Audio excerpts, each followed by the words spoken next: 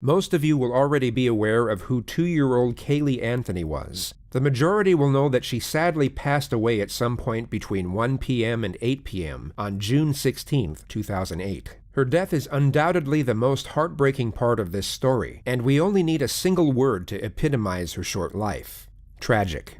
But the primary subject of this video is not about the life nor the death of Kaylee Marie Anthony. It is in fact about the psychological constitution of her mother, 22-year-old Casey Marie Anthony. So rather than tragic, you'll find the words disturbing and perplexing to be far better suited to the theme of this video. One of the many reasons this case is exceptional is how the present day's topic of discussion has little to do with the actual occurrences of the crime, but in fact the subsequent developments that followed. People are no longer talking about how or even why Kaylee Anthony passed away. They are instead talking about the manner in which a mother responded to her daughter's death. Given all the acquired information we now have, even if we afford this person the most morally acceptable possibility of what occurred, her manner of conduct was still unimaginably cold-blooded. This is driven home by the fact she was evaluated by 2 clinical psychologists during her time in custody, and not a single abnormality was discovered with relation to her psychological state.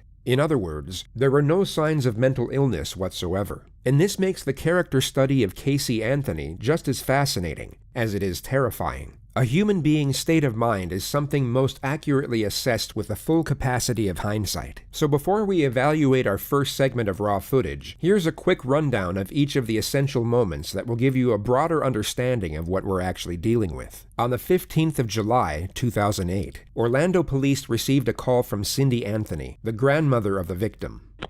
911, what's your emergency? I called a little bit ago, the deputy sheriff. I found out my granddaughter has been taken. She has been missing for a month. We're talking about a 3-year-old little girl. My daughter finally admitted that the baby's in the store. I need to find her. Your daughter admitted that the baby is where? But the babysitter took her a month ago. My daughter's been looking for her. I told you my daughter was missing for a month. I just found her today, but I can't find my granddaughter. And she just admitted to me that she's been trying to find her herself. There's something wrong. I found my daughter's car today, and it smells like there's been a dead body in the damn car. Okay, what is the 3-year-old's name? Kaylee, C-A-Y-L-E-E, Anthony. Kaylee Anthony? Yes. How long has she been missing for? I have not seen her since the 7th of June. Is your daughter there? Yes. Can I speak with her? Okay, Santa Sheriff's Department, they want to talk to you. Answer the question. Hello? Hello? Yes. Can you tell me what's going on a little bit? I'm sorry? Can you tell me a little bit what's going on? My daughter's been missing for the last 31 days. And you know who has her? I know who has her. I've tried to contact her. I actually received a phone call today, now from a number that is no longer in service. I did get to speak to my daughter for about a minute. Who has her? Do you have a name? Her name is Zenaida Fernandez Gonzalez.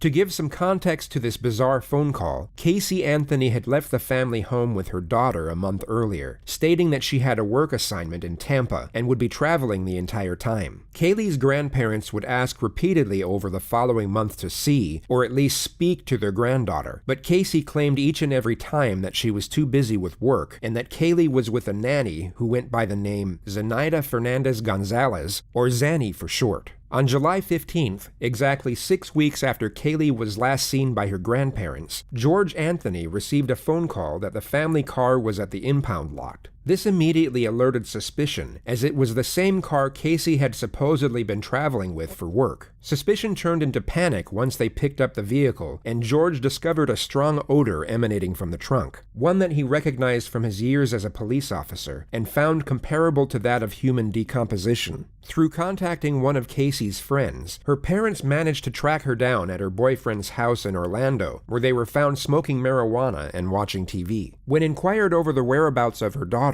Casey stated that she had been kidnapped 31 days before by the supposed babysitter. It was at that moment Cindy Anthony called 911. 911, what's your emergency? Who has her? Do you have a name? Her name is Zenaida Fernandez Gonzalez. Who is that? Babysitter? She's been my nanny for about a year and a half, almost 2 years. Why are you calling now? Why didn't you call 31 days ago? I've been looking for her and have gone through other resources to try to find her, which is stupid. I think the officers are here. The officers are there? Yes.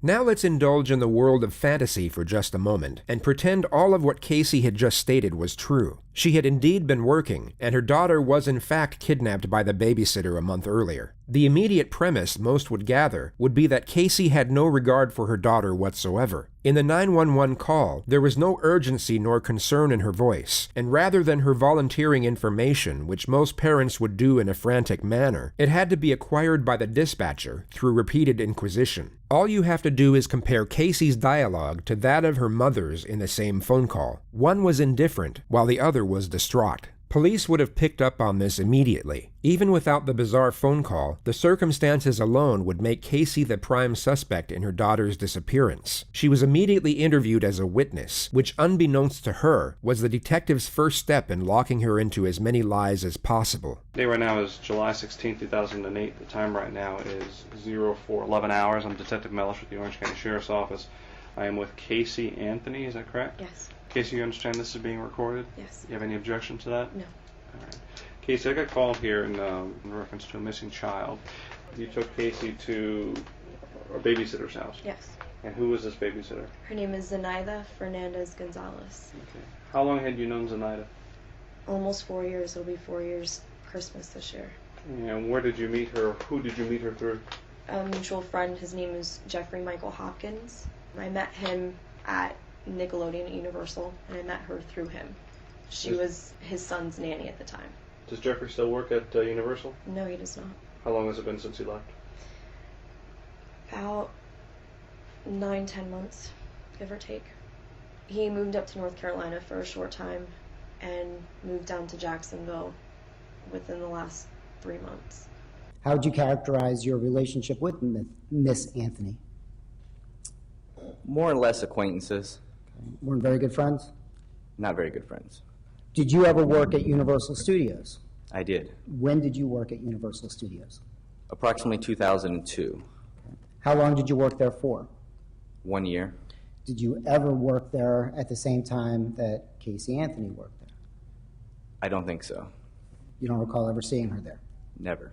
Did you ever introduce Casey Anthony to a woman by the name of Zenaida Gonzalez? I did not.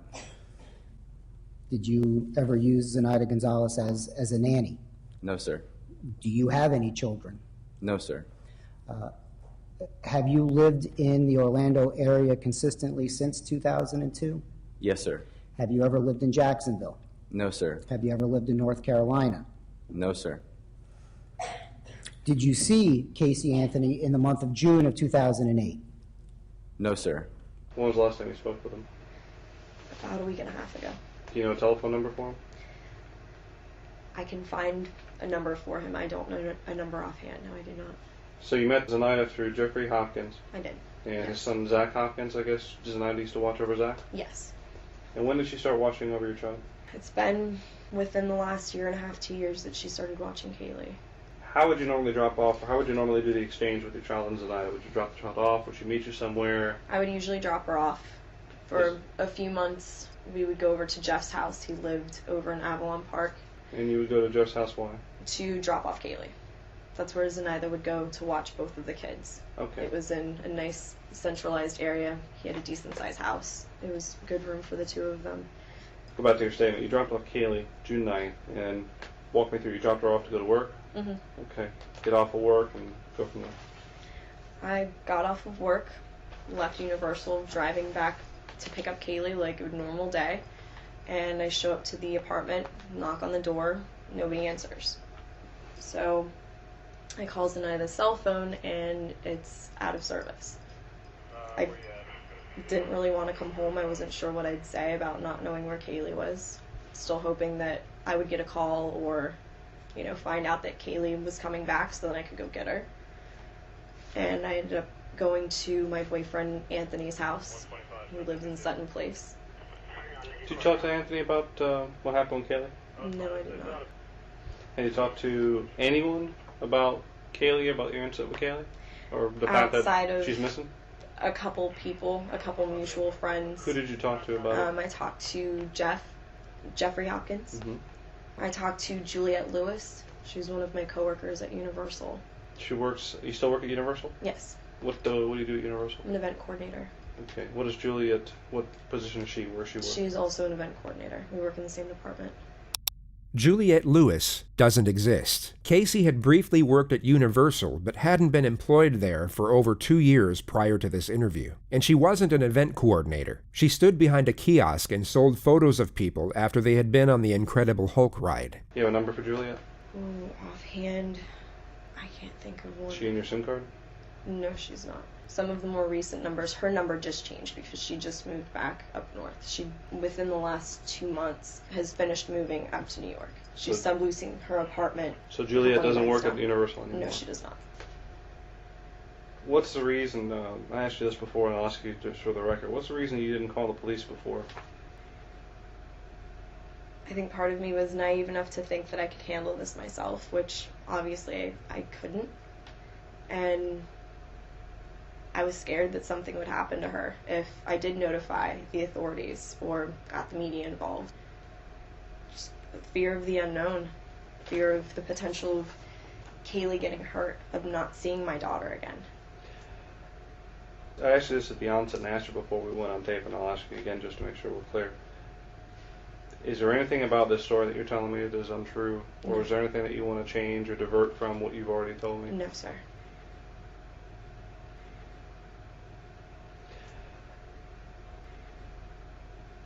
Did you cause any injury to your child, Kaylee? No, sir. Did you hurt Kaylee or leave her somewhere and you're worried that if we find that out that people are going to look at you a wrong way? No, sir. And you're telling me that Zenaida took your child without your permission and hasn't returned her? The last person that I've seen with my daughter, yes. Is she Puerto Rican? Is she Dominican? Is she white? She's mixed. She's black and Puerto Rican. Is there any underlying cause to why Zenaida would have taken your child? Nothing that... Did she ever make any statements to you about... Only how much she loves Kaylee and how great of a kid she is. And when you talked to Jeffrey afterwards, I'm assuming that Jeffrey's child is still with him? His child is still with him. You said Zenaida had family up in New England, up in New York or something? Yes, she has family down south. Her mother and her sister. Her brother's in New York. She's originally from New York. Pretty much grew up there, moved down here, went to the University of Florida. Zenaida, the nanny, doesn't exist. Casey never had a babysitter. Being the retrospective viewer, we have the benefit of knowing these are outright fabrications, and these meticulous details are a textbook sign of a pathological liar. She speaks eloquently and naturally as if her dialogue is a reflex response to the questions she's being asked, when in reality, each of these minor details are calculated and deliberately placed for the purpose of deception, and the nonchalant, easygoing tone she employs is used to camouflage anxiety. Casey has not only become accustomed to manipulation, she has become extremely skilled in how to use it effectively. It takes us to the concept of nurture and how it most likely had a significant impact on her current circumstances. If we go through what we know about Casey's domestic history, there are numerous occasions where she had gotten away with things that most would not, simply due to the fact that she was able to continuously lie without conscience. A prime example could be when she was 18 years old and stopped attending class midway through her senior year. She literally skipped the entire second half of her final year to go hang out with her older boyfriend. Her parents became suspicious on several occasions, yet each and every time, Casey had some whimsical excuse to which she was given the benefit of the doubt. Then just days before graduation, her parents were informed by the school of her truancy, and that she would not be graduating. When confronted, Casey's excuse was that her timetable was mixed up by the school, causing her to miss classes through no fault of her own. This is obviously a completely baffling excuse that no sane person would ever believe. Yet whether it be through denial or an overprotective nature, Casey's parents not only took her at her word, but even shielded her from the consequences of her actions. They lied to all their family friends that she graduated with honors, and even threw her an extravagant graduation party the day after. This is just one of the many occurrences where Casey faced no ramifications for misconduct. It seemed to give her the belief that no matter what she did, as long as she could spin one lie after another, or at least drag a lie out for as long as possible, everything would work itself out. The truth is that everything did work itself out when she was dealing with her parents, and she evidently thought the same rules applied with regard to national law and a missing child's investigation. After the initial statement you just heard, Casey was asked if she could take police to all places of interest. She happily obliged, and then proceeded to lead them to a multitude of fake addresses which she had nothing to do with. She then took them to her supposed office at Universal Studios and literally led 3 senior investigators to the very end of the building, taking over 25 minutes to walk to, before she finally turned around, put her hands in her back pockets, laughed, and admitted that she didn't work there. Completely dumbfounded, the detectives placed her under arrest and took her to a conference room in the building for what was essentially an interrogation. Since I left you this morning, I've gone to every address that you've told me. I came over here, I've already talked to all the employees. I found out all these names that you're giving me are people that either never worked here or have been fired here for a long time ago. Okay, so where we are right now is in a position that doesn't look very good for you. Because obviously I know, and you know, that everything you told me is a lie, correct? Not everything that I told you. Pretty much everything that you've told me, including where Kaylee is right now. That I don't know where she is. Sure you do. And here's, absolutely listen, do not know where she is. let me explain something. Looking at you, I know that everything that you've told me is a lie. I am very confident, just by having talked to you this short period of time, that you know where she is. I legitimately have not seen my daughter in 5 weeks. I didn't let anything happen to her, except I trusted her with somebody that had been taking care of her, that had been taking good care of her. Someone that she was comfortable with, that I was comfortable with. What about Jeff? You said Jeff worked here until about 2 months ago? No, he hasn't worked here for quite a while. 10 months? How long? It's been at least 10 months. Okay. He got fired in 2002. He hasn't been an employee here since 2002. We put a lot more together than I think you realize we put together. My question to you is, we're in this office because our purpose in coming here was to do what? I'm trying to think of places where I know she's been. You're not answering my question. Do you want us to help? Yes, you want to help us find your daughter? I do want you to Well, help. a good starting point would be to answer the questions, okay? If I say to you, we're here because, and then you just ignore that like I never asked it and go off in some other direction, is that answering the question? No. Okay. Well, let's go through this again. We're here because. Because I lied, because I brought you up here, and honestly I was reaching for No, stop another right avenue. there. I want you to tell me how lying to us is going to help us find your daughter. It's not going to. Well, then if the main thing you want to do is find your daughter, and you don't think lying to us is going to help us find her, why would you do that? Because I'm scared, and I know I'm running out of options. It's been a month. What are you scared of? I'm scared of not seeing my daughter ever again. I'm a parent too. I would have been beside myself. I have been. I would have called the police immediately, and that's the part that I just don't understand. Well, I we've didn't know got so what many to do. resources out there that we could help on day one. You didn't know what to do. I didn't know what to do. At that point, I'm thinking, okay, they haven't been gone that long. Maybe I can find them. Maybe I can track them down. We're not stupid, okay? And what you're doing right now is you're treating us like we're stupid. Everything that's coming out of your mouth is a lie. Everything. Either you gave Kaylee to someone and you don't want anyone to find out because you think you're a bad mom, or something happened to Kaylee and Kaylee's buried somewhere or in a trash can somewhere, and you had something to do with it. Either way, right now, it's not a very pretty picture to be painting. You're painting yourself as a very bad person.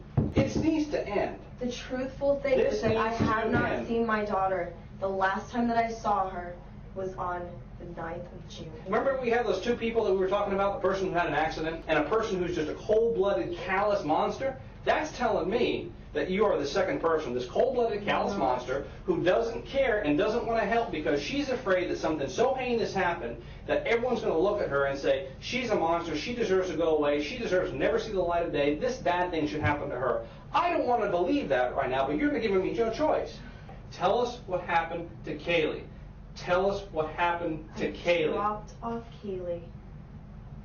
And that's the last time that I've seen her. I dropped her off. Where did you drop her off? I dropped her off at that apartment. No, you didn't. That's exactly where I dropped her off. Did you just think that one day she's just going to show up at your house? No, I sat around yesterday trying to figure out what to do. I'm glad that I ended up seeing my mom, that all of that stuff happened. It happened for a reason because You're glad you saw your mom. You could have saw your mom 5 weeks ago and said, Mom, I don't know where. I saw my mom's reaction right off the bat, and it would have been the same from the get-go.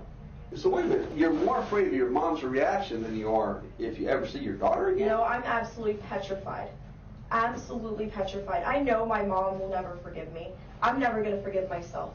Is it that there's some other thing more important in your life right now that you just weren't really focused on what you were saying when you told us? So you kind of just accidentally told us you had an office here and we needed to be here, or did you purposely mislead us? Which of those two is it? I purposely misled. Okay, so you purposely misled us. This was all in an attempt to help find your daughter, right? That makes sense to you, correct? In a backwards sort of way, yes. In a backwards sort I'm of way. coming back to places that are familiar to me, that I know are familiar to her. Familiar situations that What did you maybe, think? just maybe, How old is she? would help. She's almost 3. She's almost 3. What do you think, month. she's going to take a cab here? I mean, I know how do she's you think not. she's going to get here? Because she's with someone else. She's with someone else who's hid her from you for 5 weeks. Yes. Why would a person who has hid your daughter from you for 5 weeks, okay, bring her to the building that you used to work at? I don't know what else to do anymore. If I knew where she was, if something Well, let me would have ask you happened, this. I would have admitted that a long time Do ago. you believe thinking up more lies to tell us will help us?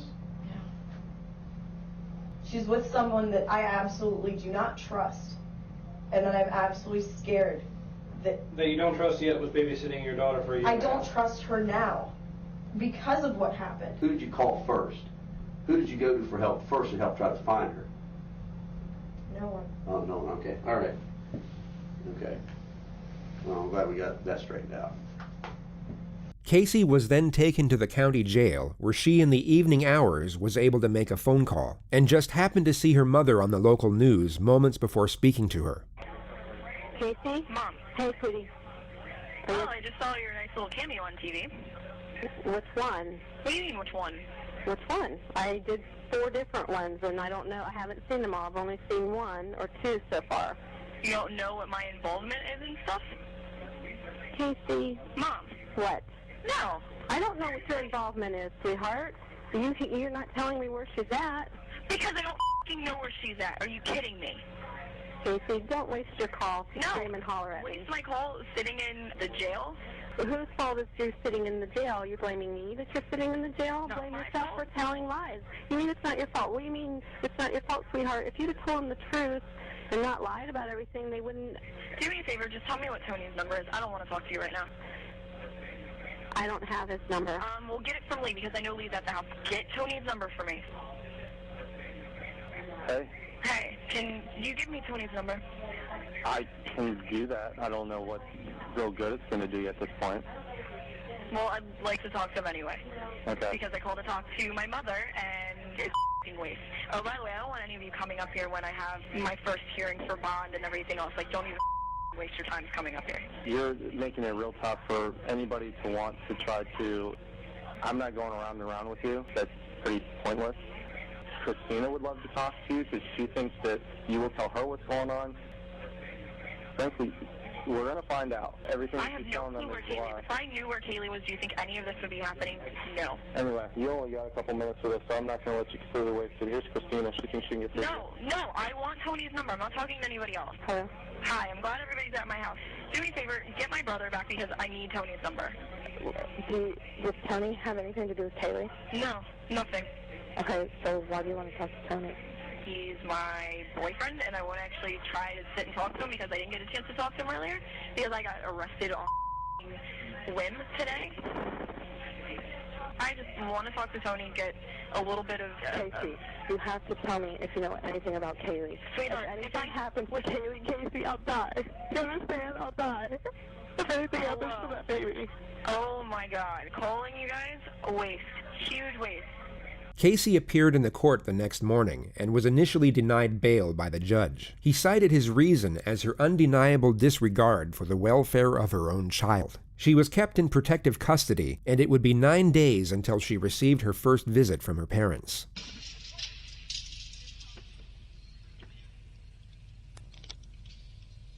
Hi. Sweetie, we've been watching you for so long. You haven't? I love you. I love you too. Hi.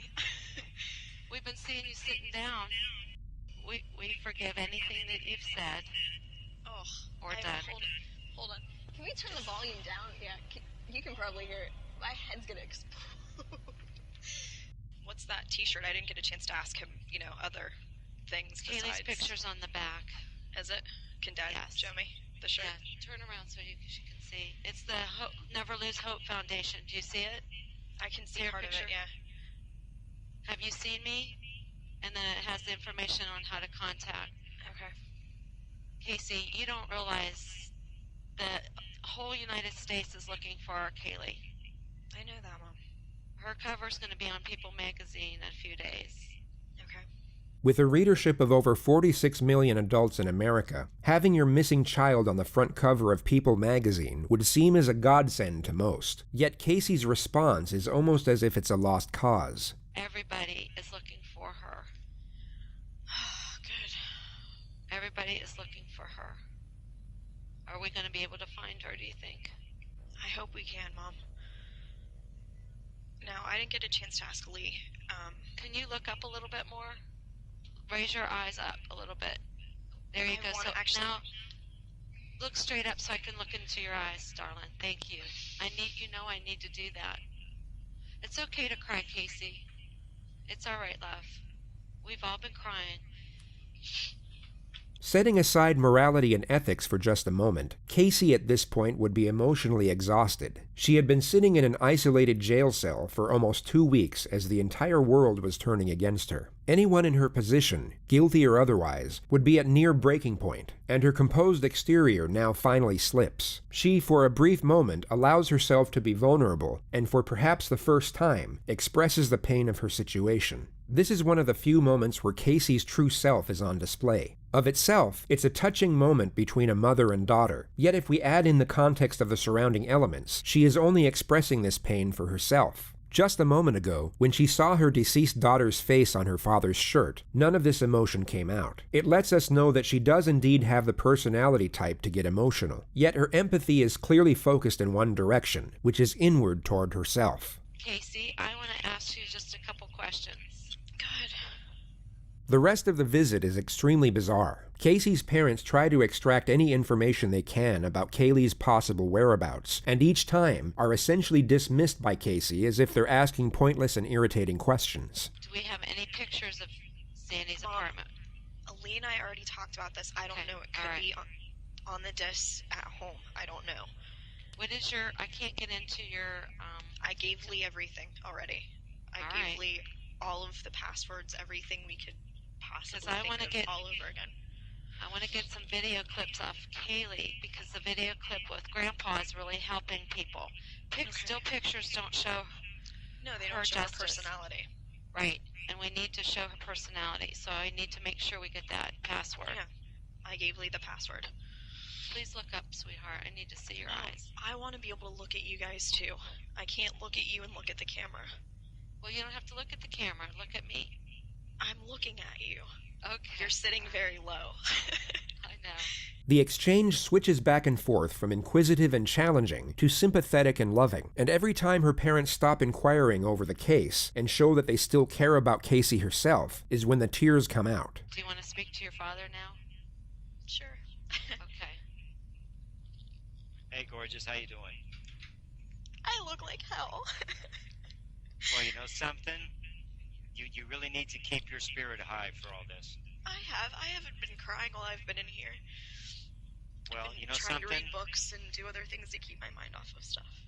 Well, you know, I want to be able to reach out and hug you and give you the big Papa Joe hug. But you know, we got to get that little girl back any way we can, and we're Dad, doing everything we can. My only concern. I gave Lee a statement. I want him to speak to whoever in the media, give them a statement specifically from me. He's going to give them an exact quote.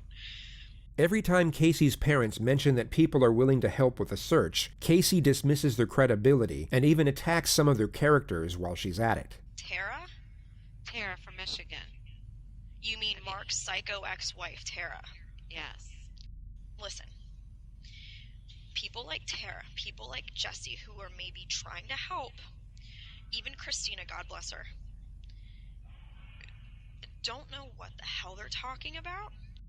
I want you to know, I want to take your pain away from you. So, you know, you can tell me anything. I know that, Dad. I miss you, sweetie. I know that. I miss you, too. I wish I could have been a better dad and better grandpa, you know? You've been a great dad, and you've been the best grandfather. Don't for a second think otherwise. Well, you know, you and Mom have been the best grandparents. Kaylee's been so lucky. Kaylee is so lucky to have both of you. I can't even put into words how glad I am that she's had both of you. And that she still has both of you. You know, it goes without saying, you know, that our house is empty without both of you there. It's empty. All the little things that we took for granted, we miss them so much. That's exactly how I feel. All your little things and all her little things, it hurts. We're not there. Mom and I are just going through the motions, you know? I ate coleslaw today. Tell them I ate coleslaw. Well, you're probably eating a lot of things you never used to eat before, because when you're hungry, you'll eat. I hated bologna. I've been eating bologna and cheese on occasion. Grits, I don't do grits at all. It's terrible. Well, you know what? You're going to eat what's in front of you. We get another glimpse at Casey's skill in fabricating information and her ability to intertwine specific details to afford her lies some credibility. These minor intricacies are what would make her extremely convincing if we didn't happen to know otherwise. They never searched by her full name. They searched by Zenaida Fernandez, or Zenaida Gonzalez, never by her full name. And it's Z-E-N. Z-E-N-A-I-D-A. I don't think she has a middle name. There was never a middle name on anything that I remember seeing. And I know she went by both last names. She always has. Since she was younger, since her mom remarried. So Flores Gonzalez, and you don't know what her stepdad's... Fernandez Gonzalez. But you don't know what Fernandez Gonzalez. I think her dad's first name is Victor. Her stepdad. Or that could be her real dad. But I remember her saying Victor. Victor and Gloria were her parents. Victor and Gloria are her parents. But they're separated. Or divorced. They are as of now, yeah. That was her stepdad. Divorced. But I know she has a lot of money. That's where she got the car from. I only get one or two phone calls a day that, you know, that are not nice phone calls. But I get many, many, many phone calls and many people reaching out that just believe in you. They believe in us finding Kaylee. Okay? So keep your head up high. But if you think of anything that could help, don't be afraid. Oh, I won't hesitate to let you guys know. You have to keep thinking positive feelings, Casey. Oh, I know, I have been. I've been staying as positive as I can. But do you think after this long she'd still be local? There's a possibility. What's your gut telling you right now? My gut's telling me that she's okay. Okay. And your gut tells you that she's close or she's hiding? She's not far. I know in my heart she's not far. I can feel it.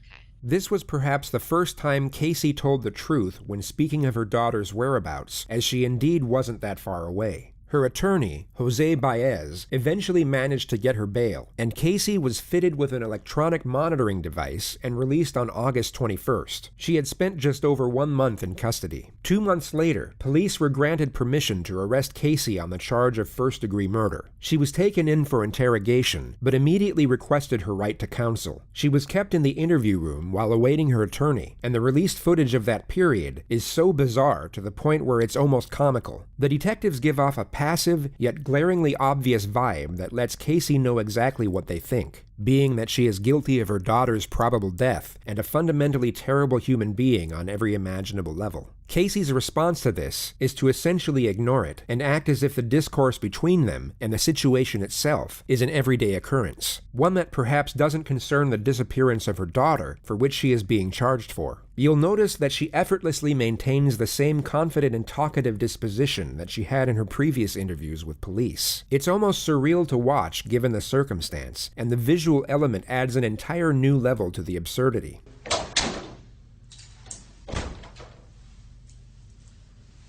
The first segment of footage shows the arresting officer waiting with Casey for the lead investigator to arrive. He initiates the conversation by bringing up the subject of Casey's parents. He asserts that he's worried about them, but the actual message he's putting across is that he essentially knows Casey is guilty and that she isn't fooling anyone. It's an indirect yet obvious accusation.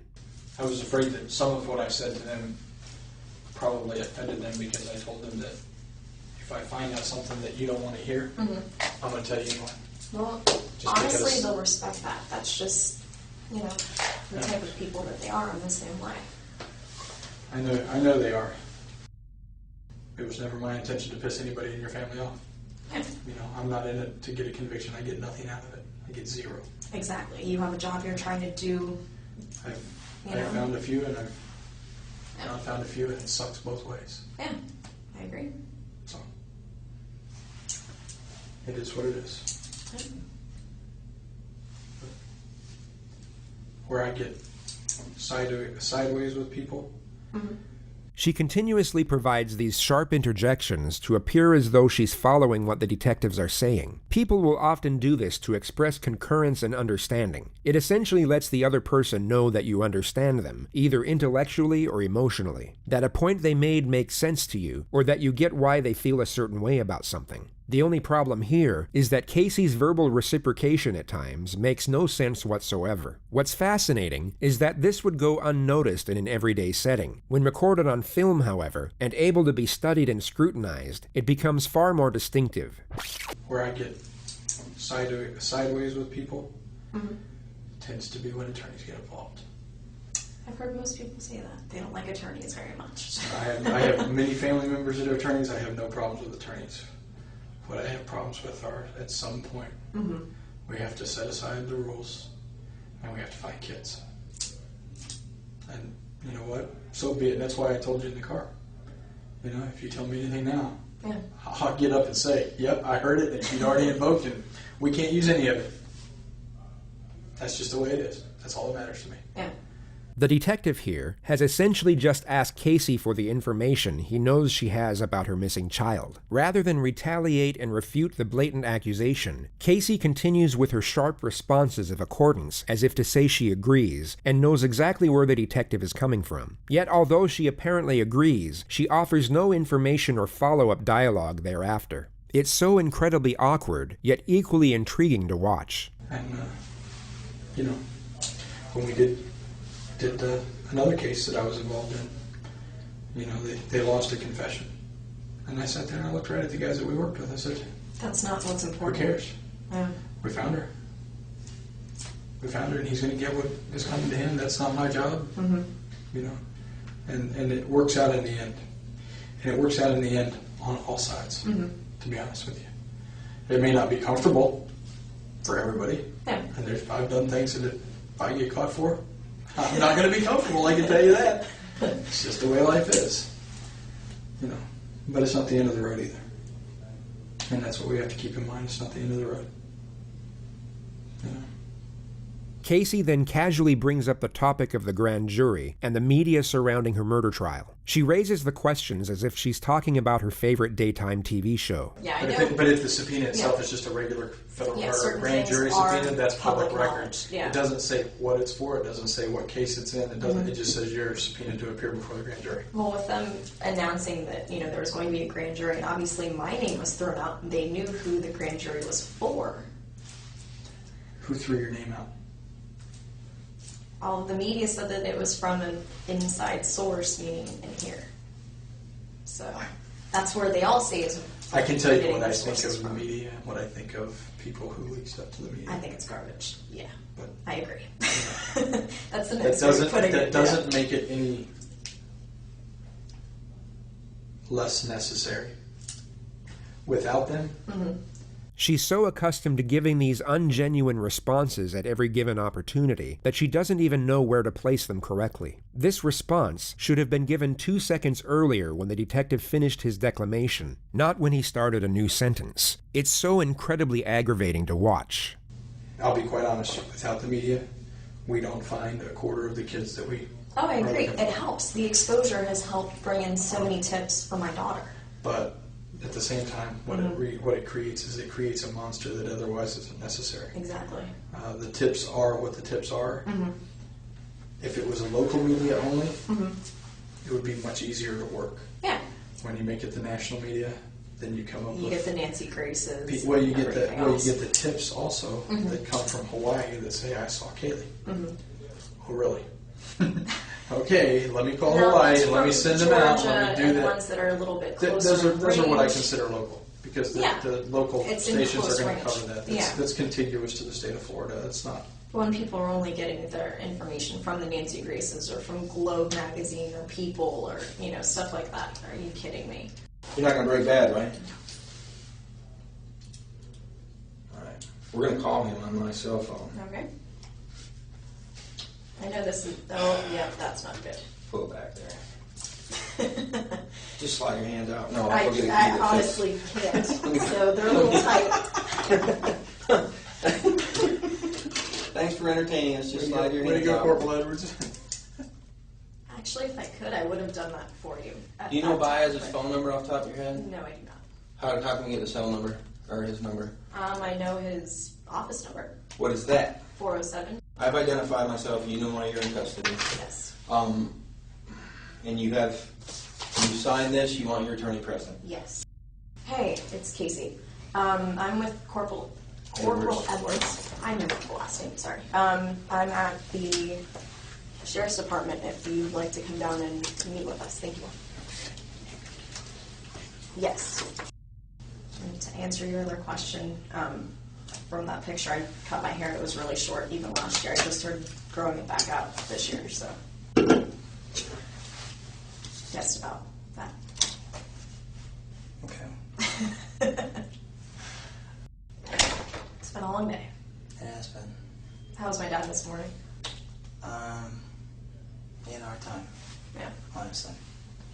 I only saw from the media and got a chance to hear him talking to my mom. I spoke to him last night and this morning for just a quick second before he left, so. Yeah, I talked to him this morning for a little bit. He was with Mark, and he was really struggling. I mean, you can imagine he was having a hard time. He was being called in to essentially provide testimony to indict you, or to at least, and he was really struggling with that. Yeah. And I felt bad for him, to be honest with you. I truly did.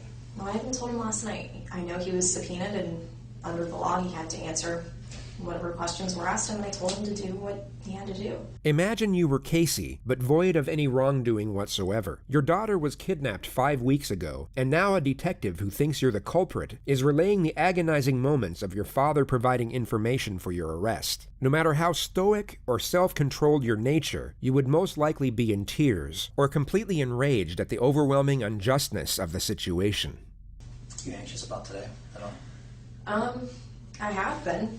I mean, this is something, honestly, we've been preparing for from the beginning just because of words that were directly spoken from Yuri Melich and also from Sergeant Allen. They were saying that this is what they were planning on doing from the very beginning, from that first day. So they wrote me off within the first couple hours. That was the only time they ever made any effort to try to talk to me one-on-one. And no, it was kind of difficult. That was kind of difficult considering. Well, considering, obviously, in light of everything that's going on and the fact that you've been arrested for other things, makes it a little more difficult to sit down and even talk to you. Mm-hmm. It's not that we haven't wanted to. Yeah. But I do have counsel, and that's something that, my attorney's always been a phone call away. Has your attorney ever told you that we would like to speak to you? And we had agreed, him and I together, that we would all sit down together, him and I, and you guys, and, we'd entertain whatever questions you have. And there is no possible way that a defense attorney would actually sit down and, as Casey states, entertain any question the police have for them. Yet if we weren't paying close attention, we would take her at her word due to the eloquence of her dialogue and not realize everything she's saying is complete nonsense. I actually thought that we made it pretty clear that we wanted to talk to you. I mean, obviously, we can't come to you and ask you. Yeah, understandably. I thought that you were aware that if you wanted to talk to anybody, that all you got to do was simply ask. Yeah, well, I know it goes both ways on that, and I guess it would have needed to come from me. I should have been the one to have I guess, come forward with it. But, we did open up that door to law enforcement before, when Sergeant Allen was making a big deal saying, well, we want to talk to her. When can we talk to her? And he's saying, well, the door's open. I don't believe he ever told us the door was open.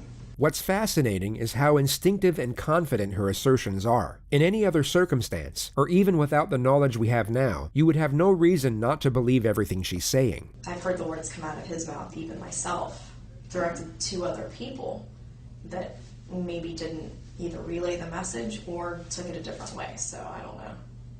I think the lack of communication has put people in opposite corners when everybody has the same goal, is to find Kaylee.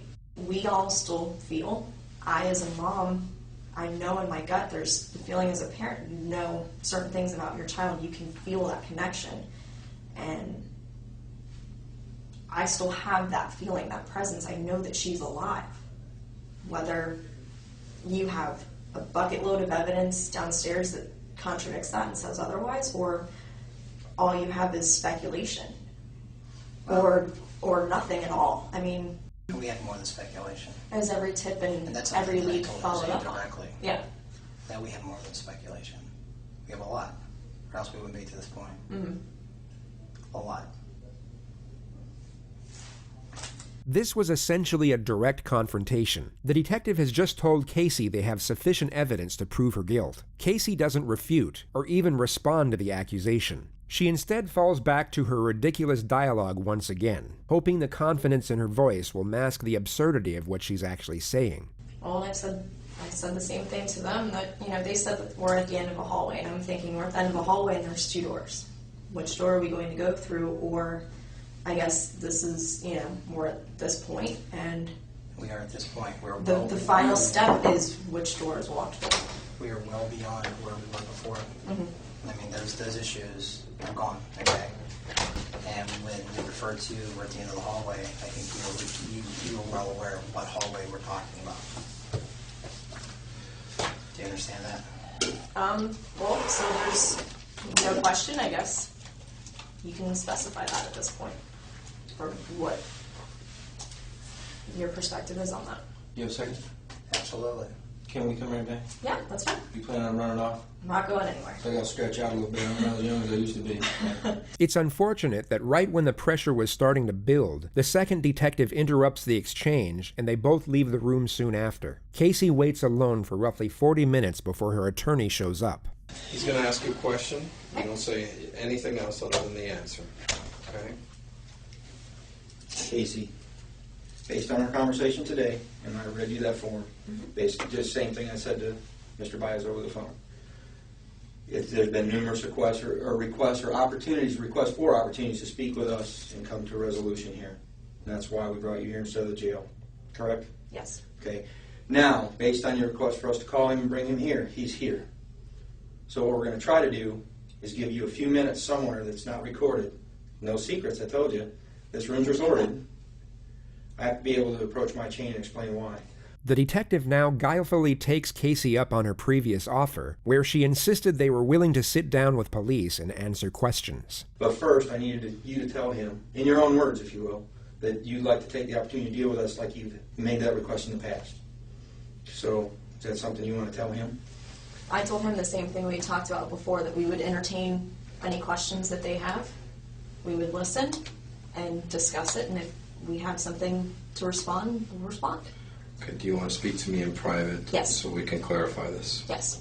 It would come as no surprise that no conference was to be had. Casey was instead taken to the county jail, where she would remain for 2.5 years awaiting trial. Once this footage was released to the public domain, the consensus was that Casey at best was a cold-hearted mother, and at worst, a hideous, despicable murderer. But what's curious is that although these opinions may be accurate, they came from a completely misguided notion, being that her behavior in the footage was entirely genuine. Casey was in all likelihood being completely fake this entire time. So you might be curious as to why a person would actually fake such a poised temperament, when it would be far more fitting to fake sadness and despair. We all have aspects to ourselves that are ungenuine to a certain degree. How we act at a business dinner won't be the way we are at home with our close friends or family. The more comfortable the setting, the more we can be ourselves. Those educated on Casey's past would assert that she was rarely sad, rarely angry, but always this bubbly and agreeable personality, even when it didn't suit the situation. She was one of those people where something just seemed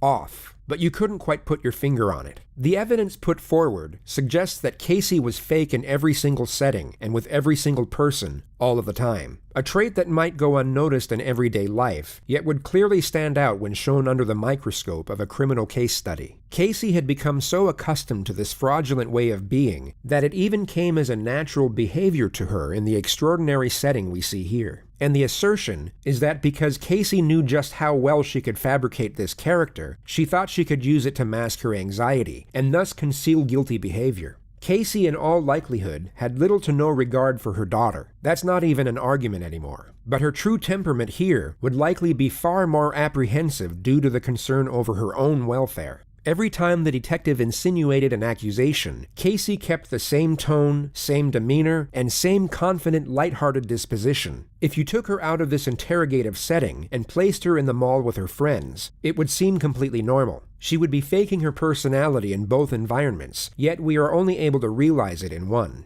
This type of mindset is linked to sociopathy. Whatever the situation or circumstance, they need to have an advantage over you. So how do they do this? They lie, and also calculate how they are going to feel and react to a certain situation before it occurs. The entirety of her focus was on making herself look good rather than being worried about the actual quality of her character. Casey, in a nutshell, was an inauthentic person, long before she ever gave birth to her ill-fated daughter. And her skill at deception alongside her manufactured personality is arguably the most terrifying part of this entire case. On December 11th, 2008, just under 5 months since she was reported missing, Kaylee's skeletal remains were discovered in a swamp less than a mile away from the Anthony household. She was wrapped in a Winnie the Pooh blanket and then placed in a canvas laundry bag. Duct tape was discovered around the nose and mouth area of the skull, and her death was ruled a homicide. Prosecutors in the case then announced they would be seeking the death penalty. There were a multitude of discoveries made in the lead-up to the trial, and many believed it to be an open and shut case due to the damnatory nature of the evidence. On the last day Kaylee was seen alive by anyone other than her mother, and the day many believed she was murdered, Casey Anthony made the following internet searches.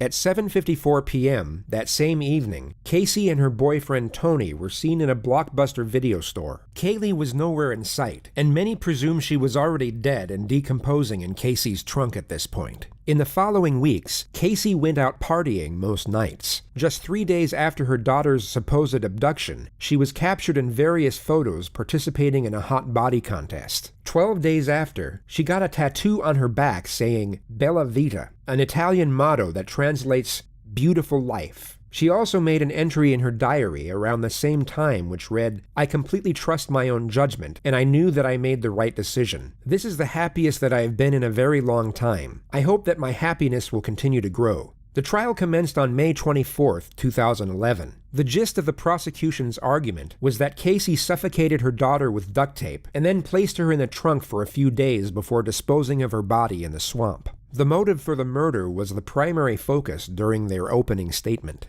This isn't just a case about Casey Marie Anthony. It's a story about Kaylee Anthony as well. Kaylee Anthony was born on August 9th of 2005. It was a Tuesday. And Kaylee lived nearly every day of her life on a quiet residential street in Orlando called Hope Spring Drive. Casey Anthony, Kaylee's mother, appeared to all outward observers to be what her parents thought she was. A loving mother working hard to provide support for her daughter.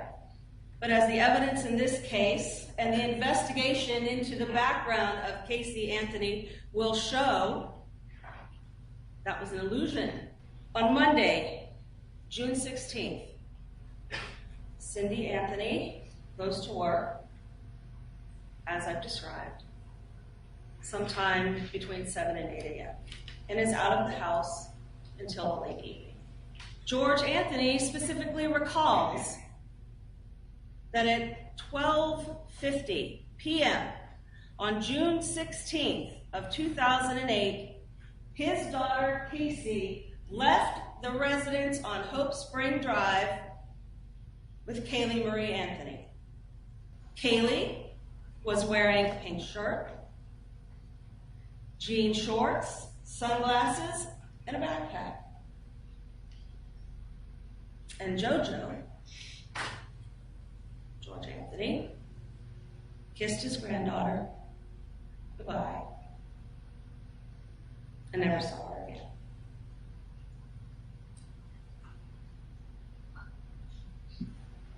In fact, no one but Casey Anthony ever saw Kaylee Marie Anthony alive again.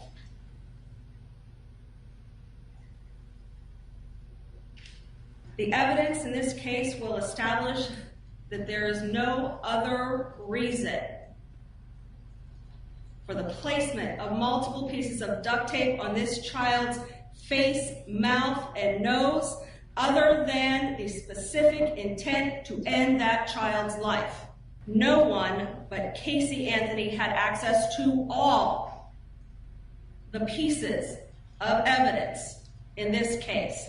The duct tape, the laundry bag, the blanket, the shorts, the shirt, the car. No one else lied to their friends, to their family, to investigators. No one else benefited from the death of Kaylee Marie Anthony. Kaylee's death allowed Casey Anthony to live the good life, at least for those 31 days. Although there was a lack of direct physical evidence tying the defendant to her daughter's death, the evidence the state actually had still seemed overwhelming, and they understandably thought relying on the facts alone would easily secure a conviction. The defense, on the other hand, were up against it. So not only did they use charm and appeal to sway the jury's attention away from the evidence, they dropped an absolute bombshell in their opening statements to create as much doubt as humanly possible. On behalf of the defense, I want to thank you for the sacrifice that you've made in your jury service and coming here and helping us see justice. We know it's no easy task, and we intend, I'm sure both sides, on getting you home as quickly as possible once you have all of the information that you need. Everyone wants to know what happened. How in the world can a mother wait 30 days before ever reporting her child missing? It's insane. It's bizarre. Something's just not right about that. Well, the answer is actually relatively simple. She never was missing. Kaylee Anthony died on June 16, 2008, when she drowned in her family's swimming pool. Well, the reason we're all here is because not of the commonality of this tragedy, but of the uniqueness of the family that it happened to. You will hear about ugly things, secret things, things that people don't speak about, things that Casey never spoke about.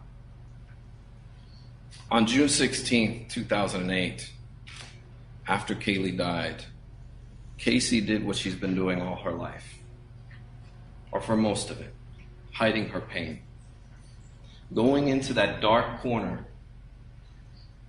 and pretending that she does not live in the situation that she's living in. This family must keep its secrets quiet. And it all began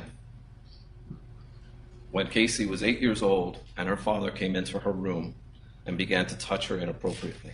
This child, who at 8 years old, learned to lie immediately. She could be 13 years old, have her father's penis in her mouth, and then go to school and play with the other kids as if nothing ever happened. That will help you understand why no one knew that her child was dead. The trial would go on to last 6 weeks, with the prosecution exposing the truly dark and deceptive nature of Casey's character. While the state relied on fact, the defense clung on to theory, and proposed every conspiracy under the sun in the hope they would create enough skepticism and confusion. One of the more noted details of the trial was the courtroom presence of Jose Baez. He had an exceptional ability of narrative control and storytelling, and his capacity to create a connection with the jury seemed far more adequate than that of the state. This was recognized and mentioned multiple times in the media, yet the overwhelming majority of those following the case were almost certain that it wouldn't be enough to save the defendant. Closing arguments were put forward on Sunday, the 3rd of July. When you have a child, that child becomes your life. This case is about the clash between that responsibility and the expectations that go with it and the life that Casey Anthony wanted to have. Casey meets Tony. Tony has this life. He's free. He's a club promoter. He's out there at night with the loud music and dancing, and it's a great free life. So she has a choice. A life tethered to a child, or a life free to be 22. And as hard as it is for anyone to imagine, she had to choose between sacrificing two things. The first was her dreams and the life she wanted. And the second was her child.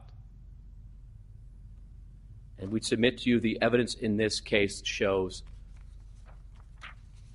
that the choice she made was her child. Here we are at the end of our journey. And I have to tell you that I probably think you have more questions than you have answers. And if you recall at opening statements, the final thing that I told you, at the end of the day, when everything is said and done, the one question will never be answered. The key question in this case will never be answered. It can never be proven. And that is, how did Kaylee die? I'm going to start with my biggest fear. I'm going to tell you right up front what I fear may happen in this case. And I want to talk to you about it and explain why I feel that way. This case deals with so much emotion. I know that there were times where every single person in here felt something deep down inside. Your rules of deliberation, what the law is that this case must not be decided for or against anyone because you feel sorry for anyone or are angry at anyone. You'll notice that Mr. Baez locks the jury's focus on this while subtly concealing this. He presents the argument that the prosecution has purposely got the jury emotionally invested in the case in the hope it would push them towards a guilty verdict. Yet in this exact same statement, he himself is getting them emotionally invested for the exact opposite reason. While refuting the prosecution's supposed attempt to entice anger, he subtly attempts to evoke empathy. Say what you want about this attorney and the ethics of his conduct, but what you are about to witness is expertly done, and what many believe to be what saved Casey Anthony's life. And that's because, obviously, we want you to base your verdict on the evidence, not on emotion. And it's my biggest fear because it's such a difficult thing for you to push aside. Kaylee Anthony was a beautiful, sweet, innocent child who died far too soon. There's no doubt about it, and that is not disputed by anyone. But to parade her up here, to invoke your emotion, would be improper. It's improper under the law, and it's improper as to the rules of your deliberation. He went on for a great length of time talking about this beautiful child. Not on his evidence, not on the evidence that was presented before you. It was to set up the emotion for what was to come. And that is exactly how this case was presented.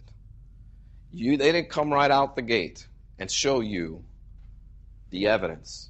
they gave you 2 weeks of testimony that was completely irrelevant and served only one purpose, and that was to paint Casey Anthony as a slut, as a party girl, as a girl who lies, and has absolutely nothing to do with how Kaylee died. And this prosecution was geared in such a manner that it was deliberate, it was methodical, it was thorough, and it was detailed. Mr. Baez then focuses on the fact that the state has the burden of proof, and thereafter continues to intertwine the two essential features of his argument, empathy and doubt. Don't speculate. Don't guess. It has to be proven to you beyond and to the exclusion of every reasonable doubt. If you don't know what happened, it wasn't proven. We don't want you to tell us what you think happened. We want you to tell us what was proven happened. And that's the difference here. Because you know what? We can go on and speculate all day long as to the different theories that were posed before you, as to the different possibilities. But the truth of the matter is it must be what was proven. There are no mysteries to solve here. There should be no mystery before you right now. If you have questions, then it was not proven. And that's as simple as it goes. Now, back to what I was saying with their initial setup, the way the case was presented, the first couple of weeks. You see, the strategy behind that is if you hate her, if you think she's a lying, no-good slut, then you'll start to look at this evidence in a different light. You'll start to, oh, wait a minute. Maybe I'm seeing something that's not there. And start to actually discriminate against her rather than give her the standard that is afforded to each and every citizen in our country. And that is that the state, that the government come in here and prove their case beyond and to the exclusion of every reasonable doubt. But you can get away with that if we can get a jury to hate her. But you're here to fulfill an oath. You've labored tremendously over this journey. And we're going to ask you to render a verdict of not guilty on these charges because they simply were not proven. And they're simply not true. For the 9th Judicial Circuit in and for Orange County, Florida, State of Florida versus Casey Marie Anthony. As to case number 2008 CF 15606-0. As to the charge of first-degree murder, verdict as to count 1, we, the jury, find the defendant not guilty, so say we all, dated at Orlando, Orange County, Florida, on this 5th day of July, 2011, signed foreperson. As to the charge of aggravated child abuse, verdict as to count 2, we, the jury, find the defendant not guilty, so say we all, dated at Orlando, Orange County, Florida, this 5th day of July, 2011, signed foreperson. As to the charge of aggravated manslaughter of a child, verdict as to count 3, we, the jury, find the defendant not guilty, so say we all, dated at Orlando, Orange County, Florida, this 5th day of July, 2011, signed foreperson. And juror number 12, were these your true and correct verdicts? Yes. Thank you. Okay. Will counsel and the defendant approach the podium? Well, I hope that this is a lesson to those of you who have indulged in media assassination for 3 years, with bias and prejudice and incompetent talking heads saying what would be and how to be. I'm disgusted by some of the lawyers that have done this, and I can tell you that my colleagues from coast to coast and border to border have condemned this whole process of lawyers getting on television and talking about cases that they don't know a damn thing about and don't have the experience to back up their words or the law to do it. Now you've learned a lesson. And we appreciate the jury. Those of you that have been objective and professional, we like it. Others, we're going to be talking to again. Thank you very much. Casey did not murder Kaylee. It's that simple. And today, our system of justice has not dishonored her memory by a false conviction.